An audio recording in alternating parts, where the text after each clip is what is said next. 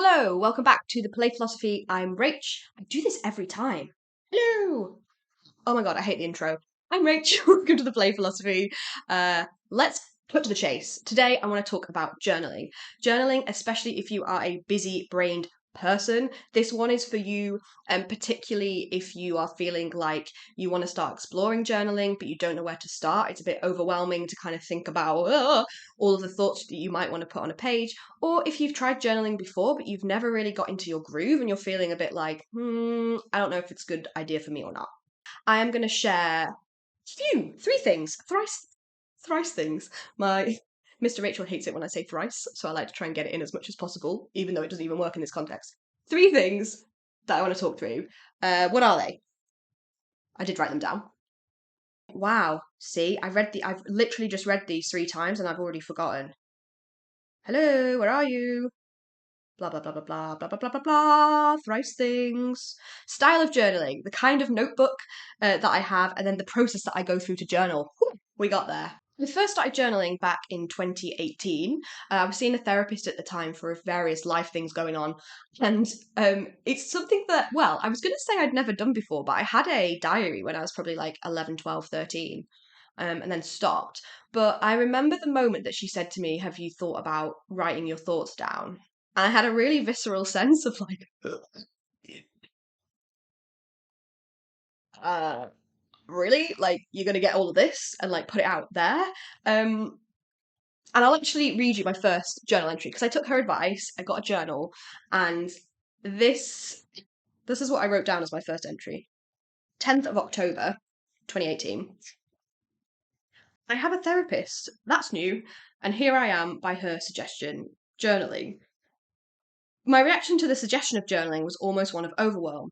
What overwhelm? I have so much to say. Where do I start? What if my hand gets tired? What if someone sees me? I have an iPad and Apple Pencil and Evernote now, so I could write it in there, but I feel like writing on pen and paper, so that's what I'll do. I express and process and de-stress through listing and drawing and categorizing, so why can't I use that for myself? I've decided to use stream of consciousness. I'll explain more later. Putting my feelings and thoughts into structure and coherence feels like part of the problem. So let's not just flow, write, and blur all over the page. I feel like I could write for pages and pages, and maybe I will. In the first week, I wrote 53 pages, which is just an indication of the amount of stuff that needed to come out of my head at that point. So I tell you that because I was completely overwhelmed about the idea of starting journaling, and there's so many different kinds of journaling that you might want to try. That has been something that I've used inconsistently over the last 5 years. At that point, I used it a lot. Now I use it a little bit sporadically. To be honest, I would definitely benefit from doing it every day, but I tend to just pick it up in the moments when I need it most.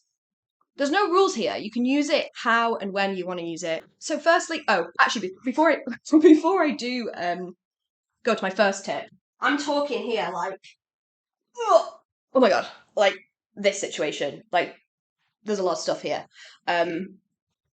Yeah. So in terms of style of journaling, if you've done any research online, or like there's loads of stuff out there about different kinds of ways that you can structure your thoughts when you journal, particular questions that you can ask yourself, bullet journaling, gratitude journaling, lots of different formats, yada, yada, yada, yada. I use stream of consciousness journaling. Some people call it morning pages, but I don't love that because I don't always do it in the morning. And it's basically where I write whatever comes into my head as it comes into my head, completely flowing all over the page. As you saw in that sample earlier, which is so funny because I didn't realise that I'd even realised it so early on in my journaling process. When you've got loads of stuff in your head, trying to force it into a structure and a format before you've even externalized it isn't really that helpful. So stream of consciousness journaling just lets you get it all out, all of the mess all over. It's a little bit like a mind map, right? But it's just like in a writing fluent sort of form. Because obviously you need me to show you what writing looks like. As a form of journaling, it feels a little bit weird at first because you're probably not used to having a space where you can be that free flowing. And I found it overwhelming because it's the first time in my life that I noticed how many thoughts I have at one time. And my hand literally just could not keep up with the amount of stuff that needed to come out of me. But be patient with yourself. It's better out than in, they always say. That applies to the brain as well. And give it a go. And you might want to start by just doing like 5 minutes. 5 minutes, let it flow. If that feels overwhelming to just sit there and look at a blank page, set yourself a 5 minute timer, see what flows out of you. There's a few reasons why I particularly love stream of consciousness journaling. One of them is it's amazing how when you give yourself that free flowing space within 1 page or 2 pages, you can kind of solve a problem or change the way that you feel about something because you just there's an openness to it where your kind of mind just flows down this path and you kind of find answers or solutions or reflections about things that I think you wouldn't have otherwise done if you hadn't have let yourself sit and have the time to do it and write so freely. I also really like it because it's a really great way to get more in touch with how you feel in your body. So something that I massively noticed is kind of it's a form of mindfulness really. When I first started journaling is I would sit down in the morning, get my pen, look at my paper, and every morning I would have this like sense of almost like a rock in my stomach and this like feeling. Um, when I got diagnosed with ADHD recently, I started to look back in my old journals.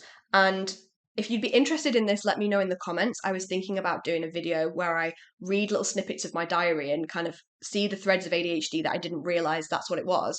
Because I've noticed through so many of my journal entries that when I write in the morning, I observe this feeling in my sense that I literally describe as internal restlessness and overwhelm that now makes so much sense. But having that space to sit and journal just let me connect with like how I was actually feeling each morning and sometimes work through the feeling, like literally right through it so I would feel a little bit more calm coming out the other side. Okay, in terms of notebook, this is quite an important one, I think, because if you're anything like me and you love a notebook, I mean, I literally, apart from this pile here, I can see 8 notebooks currently in my office, which is overwhelming in itself, but we are where we are. I love notebooks. So let's just have a little bit of a notebook appreciation nerdy moment, but with some constructive advice about what you can do with them. So there's journals that have, goal setting journals, for example, where it might be a little space for reflection, little structures. I used to love that kind of stuff because it's like, oh, it looks so fun. I can organize my thoughts. Does not help me for journaling through like thoughts and feelings. It's like what I just said about forcing something into a structure doesn't work. And what ends up happening is I end up starting another notebook because I need a blank page, and then all of my stuff ends up in all of these places. So I use just a lined. I'm trying to give you an example without actually sharing all of my thoughts with you. So I use just like a lined, oh, hello. Sorry, I hadn't looked at that one for a while. Like lined notebook. I used to use lined and now I use plain because I personally just love the fact that there's literally no structure to it. And sometimes I do doodles and mind maps and stuff. So I use a plain notebook. But I've been through like various different types of styles. I absolutely love these moleskin ones. I've got them in black at the moment. For me, there is something just so satisfying about a notebook that you can fully open. Do you know what I mean? Like none of this like getting stuck on the bind. I also think these are the perfect size because they're bigger than A5. For me, A5 is too small for the writing, but A4 is just a little bit like, whoa, we're going big here. So I like these bendy, lined, or what's the opposite of lined? Not opposite. What am I saying? Blank notebooks. This one was Mr. Rachel bought me as an anniversary present. Well done. Absolutely love it. Very special one. This one I tried for, I mean, look at him, right? He feels nice. He looks delightful. I actually bought him because I knew that I needed to journal for my head, but I was really like resisting it. And so I thought if I make it enticing, I'll want to use him. I actually only filled half of that one because I just didn't love how small it was. What else we got? I mean, all the rest of them are all kind of pretty similar. Um, you'll find what works for you, but honestly, like to do this kind of journaling, all you need is a piece of paper and a pen. You don't need anything fancy, you don't need anything structured. Finally, the actual journaling process when you get to it. Process sounds a little bit experience when you sit down to write in your journal. I don't do this anymore, but initially when I was starting, I found it really helpful to have a ritual. So I would set myself up in the morning, light a little candle, a little bit of a diffuser, lovely light. It's like you time, right? So make it special. I don't do that anymore. To be fair, I probably should. It can be quite good to have your own like little place where you do it. The one thing that I find really important is to like not be interrupted. So find a time and a place where it is literally you and your thoughts. Because you got so many of those already, you don't really need anybody else whittering on in the background. I then have two things that I do. So I'll have my notebook ready to be written in. And then I'll also have a piece of paper or a post-it next to me for what I call brain popcorns. As you are writing, and this is actually okay, so this is what happened to me this morning, and this is why I have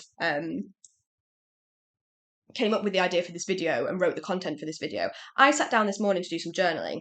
I was 3 lines into stream of consciousness and I thought, oh, I've got an idea for a video. So I write it down as a brain popcorn, which is journaling for busy brains.